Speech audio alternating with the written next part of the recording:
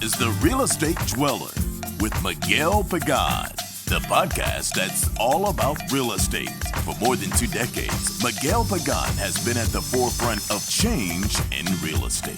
This podcast will help you navigate through the ever-changing landscape of real estate. Now, here is your host, Miguel Pagan.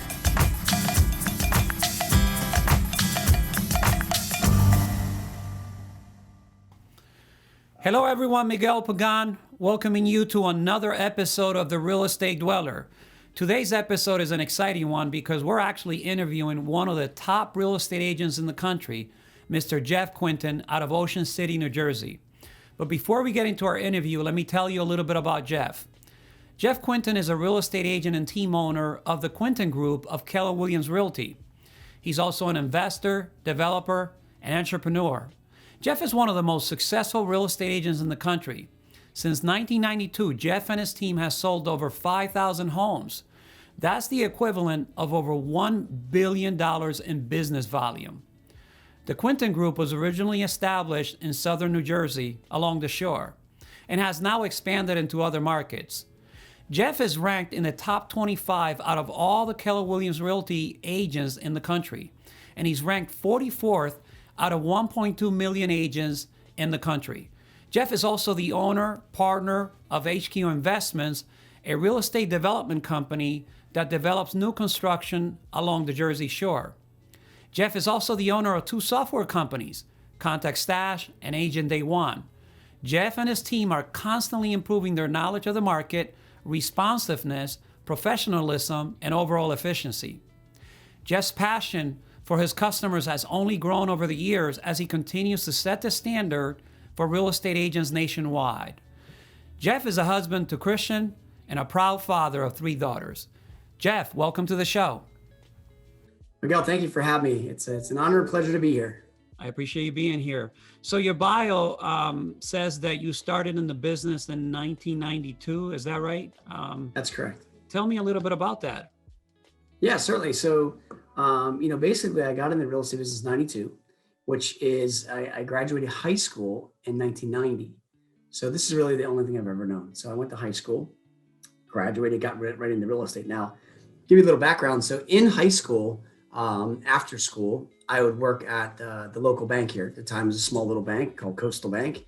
And I got a job from 3 to 6. So my typical schedule would be where, I would go to school, get out of school at 2:30, whatever it was, had to go home, put a nice collar shirt on, put a tie on, put some slacks on, and became an employee of the bank. This is 16, 17 years old. So I go to the bank, and 3 to 6, I worked in the loan department. So it was upstairs, and I was doing filing and so forth, and got to learn a lot about real estate and learn about loans and how that all works. And I was really doing clerical work. And so my senior year comes, and I didn't want to go to college. I really just wasn't sure. I knew I wanted to be in business for myself. I knew I wanted to be I had that entrepreneurial kind of spirit about it, and school wasn't for me. So I ended up going full-time at the bank in the loan department and working there basically 9 to 5. And an opportunity came up where down below the drive-through as a teller opportunity came up, and I applied for it, got the job. Well, back then the drive-through was the hot place to be because people would get their paychecks. You remember back in the day, that's where they'd go. They cash their checks, right? So there'd be, two lanes, and there'd be 2 lines going out the door, and it was hot, right? That was where it'd be. So in that process, I get to meet a lot of realtors and get to see a lot of their checks. And so that was what started my real estate business, because I would look at basically, my check, and it'd say, $300 for the week. And then I look at their real estate commission check, and it'd say commission for a sale, and that was $3,000. I'm like, well, what this guy's doing and what I'm doing, I can see how much the money they're making. So it inspired me to go, I need to get into real estate. And through that process, I got to meet a lot of agents and the brokers and owners of the businesses. And then I went and I said, well, how do you get into real estate? Went to real estate school, got my real estate license 2 years later, and then jumped right into the real estate. Now, how many transactions did you do your first year in business? You remember? Yeah. So the very first year, I got into business in March or April, right? So I got licensed about end of March. So I started getting into business. So from April that year of 92 to the end of that year, I did 18 transactions in the first basic, calendar year. And then after that, the following full year, I think it went up to around 32, 33, somewhere in that range. Wow. That's a pretty good Yeah. start for a brand new agent. Yeah, it was a brand new agent right out of the box. I mean, it was in 1992 and April of 92, and a totally different market than it is obviously today. And it was not a seller's market. It was a buyer's market. It was a down market, but I didn't know any better. So, one of the things that first thing I did was, I started working the expired listings. I went to my manager and I went to him and I said, all right, what do I need to do? And I wasn't afraid of the phone. He goes, well, here's what you do. Here's a script. And at the time he gave me a Sweat Hog script from the old Floyd Wickman. Remember back in the day, Floyd Wickman's had a Sweat Hog course that he and scripts that he taught. And I didn't know who Floyd Wickman was. But anyway, he goes, here's your script. It's an expired script. And back then the MLS book was an inch thick and it would only come out once a month. We didn't have the internet. We didn't even have fax machines. Like we started to have fax machines, but that was new. You had to go to the board to the board office and pick up this book. Looked like a phone book. In the back of it would give all the expireds. I'd have to do the research, come back to the office, and I would just call them all. I'd use the script, follow the script, and that was the way I started my career. I became a listing agent in the beginning. Nice. Yeah, And when I met you, if I remember correctly, it was I didn't meet you there, but I reached out to you afterwards. It was 2005. It was at the Mike Ferry one-on-one retreat. And there was an agent there that was doing like 900 transactions. sure. And Mike kept bragging about the fact that this agent was not visiting the homes that he was listing. And that boggled my mind that you could actually do that. But then Sure. you come out on stage and you're doing a listing presentation and it was all over the phone. And one thing led to another. I reached out to you and kudos to you. You were like, come on down. And I went down to your office and shadowed you for like half a day. That was an awesome experience. Appreciate that. Yeah. So back in 2005, when I met you, you were working in Ocean City, New Jersey. And that was a resort market. Well, it still is, right? Correct. Yeah. That's where I live and work. Yeah. Okay. And how is that market now compared to back then? Still the same, the market itself, it's still a vacation primary, vacation secondary resort style market, investor market. It's changed a bit in the sense that more people have now moved here to live here year round. So the population has gone up a little bit for year round population. And the only thing that's really changed is it's become more of a second home market than the investor market where people are still buying a second home, but they're not renting them out as much. They're using them more. So it's shifted a little bit that way, but ultimately, it's still an island and it's still a second home. And, that's the market we're in. And we pull from the greater Philadelphia area. That's where our feeder market is, if you will. It's which is all within about 60 to 75 miles from here. That's where everyone lives is their primary home. Good. Excellent. Now, so you start building the business. You start off as a new agent, solo agent, and you start building your transactions. You're climbing up. When did the light bulb go off that you needed to build a team? Well, I guess a couple of things. I mean, the light bulb went off for me when it's interesting. So I was a solo agent running from 92 to about 99, right? So good 6, 7, 8 years, a good 7, 8 years basically. And I was just a hardworking young dude. If there was a way to work 10 days a week, I worked 10 days a week. If there was 28 hours in the week and the day, I worked 20 hours in the day. Like I would just work. That's what I did. I had fun, believe me, because I'm in my 20s at this point, having a good time, but I was a worker, right? I enjoyed it and liked it. And I was a hustler, but I had no structure that was going on inside my world at all. So, about in the late 90s, 98, 99, I was working a ton and I got myself up to about 80 transactions, 83 to be exact, was my most ever did myself only, no assistant. And at that point, I had a client that I ran into, or got, or however which way, that was a realtor. And her husband were looking to buy a second home. And I ended up selling a second home. But at the time, she and her husband had a real estate team, and they were doing about 225 transactions. And I was like, whoa, what are you talking about? 200 transactions. Like, remember back in the day, like in the late 90s, early 2000s, if you did 100 transactions, it was very rare to get to 100 transactions. Today agents are starting that and doing that in their second, third, fourth, fifth year. I mean, they really can. But ultimately, back then, that was a really big deal. There's only a few agents in the country doing over 100 transactions. And so I was like, at 80 some transactions, I was like a big deal, right? At least I thought I was a big deal in my market because I was number one in the market, and, I'm hot and this and that. And I running around, but then I met this couple, and she said to me, she goes, yeah, you need to put some structure in your business. And ultimately you need to get a coach. And I said, coach, what's a coach? Well, you need to go to coaching, right? You need to get a coach, someone that can keep you accountable and coach you on what you need to do and change your activities. And I said, what do you mean? Well, you need to have a schedule. Do you have a schedule? I don't have a schedule. What do you mean a schedule? I just do whatever I'm supposed to do. If somebody wanted to look at a house at 10 o'clock in the morning, I would just run out and do it, right? I know schedule was all over the place. I was just grinding. So I was like, all right, well, what's a coach all about? She said, well, you got to go to Mike Ferry. And that's where it all started. And with Mike Ferry, she says, you need a one-on-one coach. Don't go to the business planning one. That's a group coaching. You need to spend $1,000 a month. I said, okay, that's a lot of money. I was like, holy crap. So I come home and decided to get into coaching, went into coaching. And that point was the light bulb went off because I completely changed my business. So the way I used to do business, the way I do it now and have structured myself is a 180-degree change. And so that next year, once I got a one-on-one coach, we put a schedule together. We really looked at, okay, what's the income generating and most highest producing activities I can do? Put them in the beginning of your day, work on your scripts and skills, put your lead follow-up in there, lead follow-up in the afternoon, and make sure you go on appointments only in the afternoon. So a whole different structure. And then also being able to contact my database, because at this point, I'd built a business of eight years or so and start working my center of influence, start working my database, start calling them on a regular basis. And ultimately that next year, I got busy and I had to hire an assistant. So I hired one assistant, and that next year went from about 83 transactions to 125, right? And then from there, I understood how to build leverage to be able to go higher in transactions with someone else helping me, and then leverage of my time being spent where I'm spending more time in income generating activities to give me a better result. And actually cut my work day down to 5 days a week, right? Working a typical 50-hour week. So I was working less, and I basically really, was able to get a whole lot more done. So that's where the light bulb went off. It's because the clients I met then showed me what they were doing, gave me some guidance, and I completely shifted my business. Was that client a Mike Ferry client? Yeah. They were being coached by Mike. Yeah. Nice. Coached by Mike. Yeah. At the time, I didn't even know who Mike Ferry was. Gotcha. Yeah.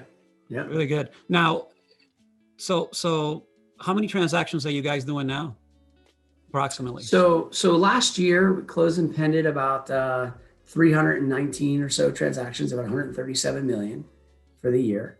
Closed 284. 319 was closed and pended. And total was 137 million is what closed and pended was. Excellent. That's some serious numbers, my friend. Good for you. It's okay. It's good. It's getting there. We're on track this year to do pretty good. I mean, this could be a really record-breaking year for us because we're already at almost 80 transactions already, in the first 2.5 months. And, we're already $1.5 million in GCI right now. So we could we have a shot to go over, we could get to 500 transactions this year if we keep tracking. Oh, that's awesome. Yeah. Now, when I met you back in 2005, you were one of the most dedicated prospectors I had ever met. In fact, I modeled everything you did when I got back. Are you still prospecting? Yeah, so I do prospect. I lead generate as well. My role itself has shifted a bit from being the primary agent of the team or listing agent to now I'm more of a business owner and I operate now running the team and as a sales leader of the team and coaching and training and mentoring the team and guiding them. And that's my primary role now. So I'm not inside of the production side as much as I was at one time, where I would be calling my past clients and centers of influence and expires and for sale by owners. But I do still lead generate in a little bit of a different way. I'm lead generating for leads and opportunities to be able to bring to my agents each day. So we still do prospect. Our team all shows up still at the same time, it's still the same schedule. We're on a huddle call in the morning at 8:15. Everyone's role playing at 8:30. We're on the phones at 9. They're making the required contacts. They're doing from 12 to 1. They're taking the break. They're doing the lead follow-up. They're doing their appointments in the afternoon. They're coming back. If they don't have appointments, they're still getting back and lead generating again. So the structure of the team still remains. What I personally do now is a little bit different, more of working on the business than in it. if you will, and helping my agents be the most productive they can be. Got you. It makes sense. I mean, you're a business owner now. You're running the team. So now I read in your bio that you have moved into different market areas: Cherry Hill, New Jersey, Philadelphia, PA, Fort Lauderdale, Outer Banks, or North Carolina. Is that within striking distance of Ocean City? I don't know the globe that well. It really, so obviously the Florida market, Fort Lauderdale, is very, very far from New Jersey, and the Outer Banks is fairly far as well, North Carolina. The Cherry Hill and the Philadelphia market is within that greater Philadelphia area. That's only a 60-mile radius from where we are. So the bio hasn't been fully updated right now, to be truthful, because as of this last few months, we've scaled back on expansion and we've shut down certain locations. But previously, we did expand into much of these markets. I'm still in the Outer Banks. I have a sales team that I manage there. It's just that I've now converted them over into the KW independent agent, but we still do some management with them, but they're not specifically on my team anymore. That's going to run until about September of next year. But prior to that, so September 2 years ago or a year ago, I merged an entire sales team from an independent company into my team through the KW model. And there was 31 agents that I brought in. So I had a full-on another business running down there that I was coaching, managing, and training, and part of an expansion business. And then since then, I just brought them in to become an independent company. And then we've also expanded with agents in the Philadelphia market and the Cherry Hill, which is local. And then we have an agent down in Fort Lauderdale currently, and have another agent in a different area outside of our local market here as well. So we are still going to go back to expand, but previously I had been in other markets. I was in Michigan, Sarasota, Florida, up in Lancaster, Pennsylvania, Pittsburgh. So we've done some expansion, but we've now recently just pulled back on a bunch of it, and we're going to regroup, and then we're going to go back out, probably more of a closer expansion to more of about a 50-mile radius, closer to where our main office is. Gotcha. What was driving that expansion in the beginning? Well, for us is, I work in a very small market. So if you take a look at our Ocean City market, it's an island. It's 7 miles long by 1 mile wide. There's only 12,000 people that live here year-round population. In the summer, it fills up because it's a resort. Everyone comes here. But in my market itself, I can, the market share that we've grown to is pretty strong, but it's really hard to bust and do more. So for us to do more transactions, to provide more opportunity, I've got to expand, geographically to do that. The mindset behind it is, if I'm a resort market and most of our clients are second homeowners, well, if they're coming from the Philadelphia greater area, which is 75 miles away, if they're trusting us to sell their $600,000 home as a second home, then why aren't they trusting us, or how do we become their agent at their primary home? So I need to have a team set up where my clients live year round so we can service them in both marketplaces.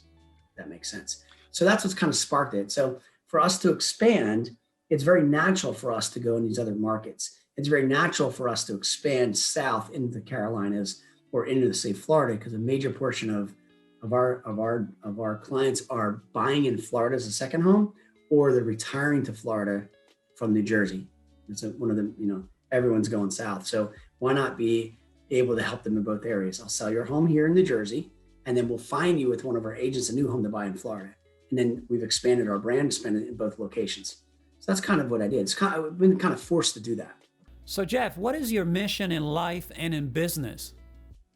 Yeah, so I guess, my mission overall in life is to be a great husband, great father, set an example, be able to serve and impact my family, and also in business would be to do very much similar to, be able to pour into my agents and give them all the intellectual capital that I have here that I've been stored, pouring into them so they can be a success.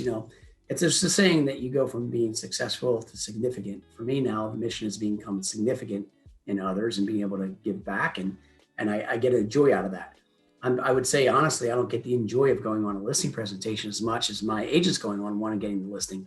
I'm so thrilled when they do it. When I go on it, I've done it a million times, right? You and I do it. We've done that over, thousands of times, right? So it comes, you shift a little bit to what your focus is, your mission is, your purpose is, so I would say that that's kind of what, my thoughts are at this moment. I like that, from successful to significant. I like that a lot. Yeah. So, Jeff, how can the audience get a hold of you? The easiest way, you can hit me on all social sites if you want at Jeff Quintin. You can email me, jeff@thequintingroup.com. That's simple there. Those are probably the easiest way.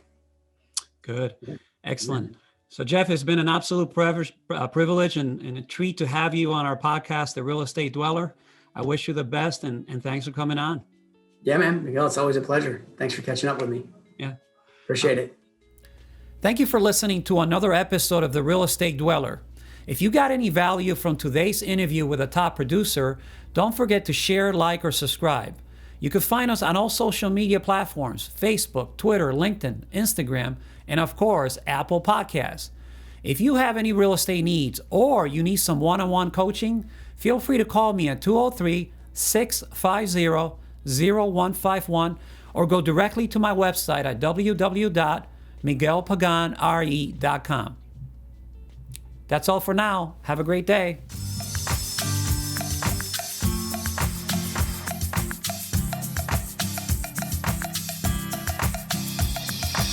Thank you for listening to another edition of The Real Estate Dweller with Miguel Pagan. For all of your real estate needs, contact Miguel Pagan at William Ravis Real Estate, 203-650-0151. Join us again next week for The Real Estate Dweller, and let Miguel's 22 years of experience work for you. If it's about real estate, it's all here with The Real Estate Dweller with Miguel Pagan. The opinions expressed are those of Miguel Pagan and his guest, not those of his company or any affiliates.